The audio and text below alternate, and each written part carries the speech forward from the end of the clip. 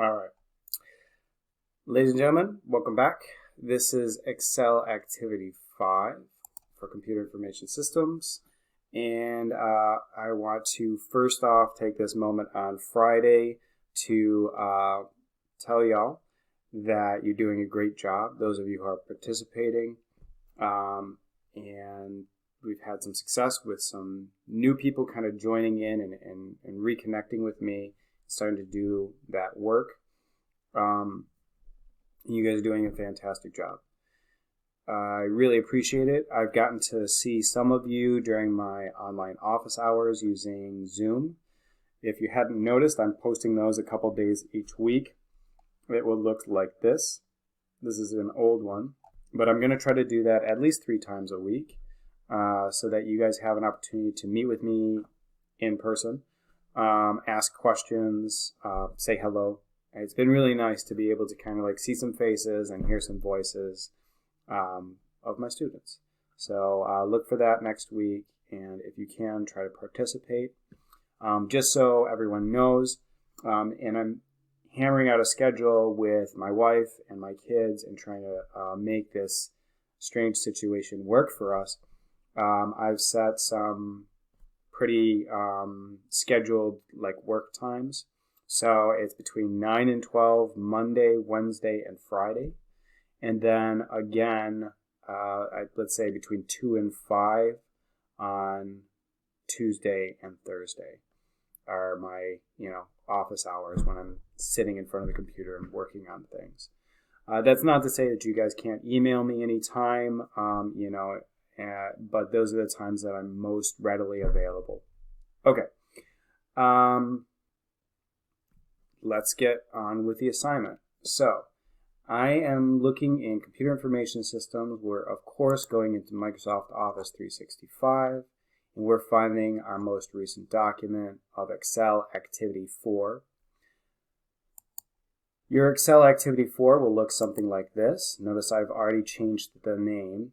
And before we do anything further with this file, we want to make sure we give it a new name to protect the old file from the new changes. So, to begin, we're going to click on File, Save As, and you are going to change it to say Excel Activity 5.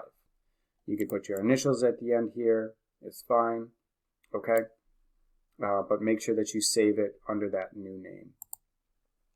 All right. So what we have here is we've created some tables. We've created some charts that display the information there. We've created multiple sheets talking about the coronavirus statistics. On the second sheet here, we have Virginia over time, the cases reported on particular dates. We formatted those tables. We formatted those charts. This is all like the bread and butter of Microsoft Excel. Missing one very, very important piece, incredibly important piece, and that's, I think, part of the stuff that presents more of a challenge for students that are not used to working with spreadsheets in this way. And what we're talking about is formulas. Okay, we're going to start off real simple with our formulas. I want you to go to the coronavirus stats sheet where we did our original work. And what we're going to do is we're going to add some totals and some averages and a very simple formula that we're going to add here. Okay. So to begin, I want, underneath my 2 tables, I want to create some more space for more rows. Okay. The way we're going to do this, I'm going to click on this blank row, row 10. And then I'm going to use my right mouse click on that 10 to get this list of options. There's other ways we can do this, but that's my favorite way to just very quickly insert a row. And I actually want to add 2 rows, so we're going to do that and repeat it again. Insert row. Okay, so now I've got space for 2 blank rows underneath my table. I don't have to, I guess I do have to do that down here as well. So, because we're going to have these 2 tables continue to match. Let's see what happens if I highlight 2 rows, 19 and 20, right click, and do insert rows. So you can see the number of rows I have highlighted when I click insert is the same as the number of rows that it will insert. So if I wanted to add 5 rows, I could do that 5 separate times. I could just highlight 5 rows and do it once, okay? All right, moving forward. We need to label our new totals and average rows. So we're going to do just that. We're going to put down totals, enter, average. I also want that down here, but I'm going to hold off on that for just a second and see if I can sneak in a little trick when we get to it. But let's just focus right now on this table, and we're going to go a step further too. I want to create a formula off to the right hand side here.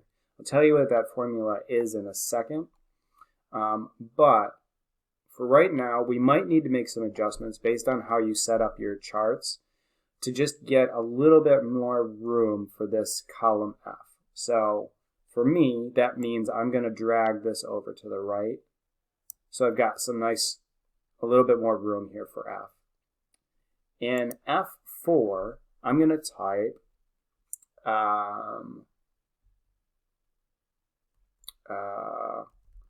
mortality rate. Okay. I'm going to expand my column so that it's wide enough to fit that text. And I want this text to match this over here. Let me see if Office 365 allows me to do this trick. Watch. I'm going to use the fill handle over. No, it's not going to let me do that. But what I can do, okay, I'm going to highlight where it says new deaths. I'm going to click on copy. I'm going to click where it says mortality rate, and here's the trick. I'm going to go back up to this paste area, and this little button down here where I've got the arrow down, I have some options, and look right here. This gives me the option to paste just the formatting. If I click that, I'm going to see that I still have the text that I originally typed, but it now matches this formatting. Okay, that's so I don't have to remember what color I used, what borders I used, what I bolded, and so on and so forth. Okay, when I want this kind of rotating like dashed line to stop, so when I'm done pasting, oh, well, let's just go ahead and, while we're at it, while this is still spinning, I'm going to go ahead and I'm going to do the same thing right here on F13. Paste. We're just going to paste the formatting only. And I'll type again, mortality rate. I'll use enter to confirm the autocomplete, and we're ready to go. Okay. So, we can, if we wanted to add up these numbers, we could do that with a calculator, but that would be really, really silly to do in Excel because Excel is itself a calculator, and we just need to know how to use it. Okay, and there's a lot of reasons why it would be silly to type in a total rather than using what's called a formula, or a function is what we're going to use for this. The totals function is so commonly used, it's such a regular feature of a spreadsheet that they make a quick button for it. It's up here, and we're looking in the Home tab, and we see Auto Sum. If I click on Auto Sum once, it's first going to fill in. This is our first example of a function. This is the sum function. You notice some of the features here. It has an equal sign at the beginning. It has the word sum, which is the function name.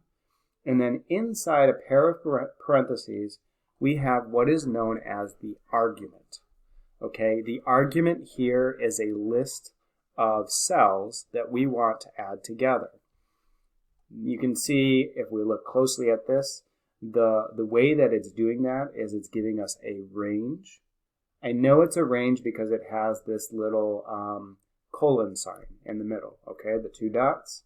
And this is saying from B5, here's B5, to B9, there, And I can see that that area is highlighted in the rotating marquee. I want you to take all the numbers that exist in this area, and I want you to add them together. That's the sum function. Assuming that this is correct, I'm going to tap enter, and it's going to give me the total. Now, I want to try this again. I'm going to click now in C10, and I'm going to click on AutoSum. Good. Okay, so this is, again, Excel is going to guess the area that I want this information to go into. But let's just say, for sake of argument, that that's not what I wanted it to total. I wanted to total a different area. At this stage in the game, after I've clicked AutoSum, I have the opportunity to highlight a different area. Okay, so I just click and I drag across an area that I want it to sum. When it's as I want it to be, I will click enter and it will give me that total. Now, that's not what I want to do here. But I did want to show you that we have to watch what AutoSum is adding together, and we have to make sure that it is actually adding up the numbers we want added. That's our responsibility, so that we're reporting good numbers. Okay? And we can change it as users. We can change the area that it's adding up. Okay, I'm actually going to leave that C10 blank, so if you put something in there, go ahead and delete it. We're now going to look at a different example. So this is the average function. Okay, average is also a very commonly used function, and so what we're going to do is we're going to go up to where we found AutoSum, and this time directly to the right I'm going to see this down arrow. Let's click on that, and we are going to see that we have some other very commonly used functions. Average, count, max, which will tell me the largest number in an area, and min, which will tell me the lowest number in an area. Think, test scores. I want to find out what was the lowest score and what was the high score on a test. Okay? We're going to use the average function. So here I'm going to click that, and here, yes, of course, Excel is guessing the area that I want averaged, but of course, if you're paying attention in your math class, you would know that we do not want to include a total in our average. That's going to throw off the average. It's going to make it not correct. So here, I'm going to click on B5 and hold, and then I'm going to drag down to B9 so that it only selects this area. Here, I'm going to tap enter, and I have my average. Okay. I need those functions to exist in this area as well. Okay, but I don't want to have to go through all that process over and over again. So enter our friend, the fill handle. Here, I'm going to highlight both totals and average. So they're selected. I'm going to click on that fill handle, and I'm going to drag it to the right. I'm going to stop before mortality rate because we're not going to total a percentage, but I'll tell you later. Okay, so we're just going to go over to E10, E11. I'm going to release there, and here I'm going to see that I have my new formulas. I'm running out of time, so let's see.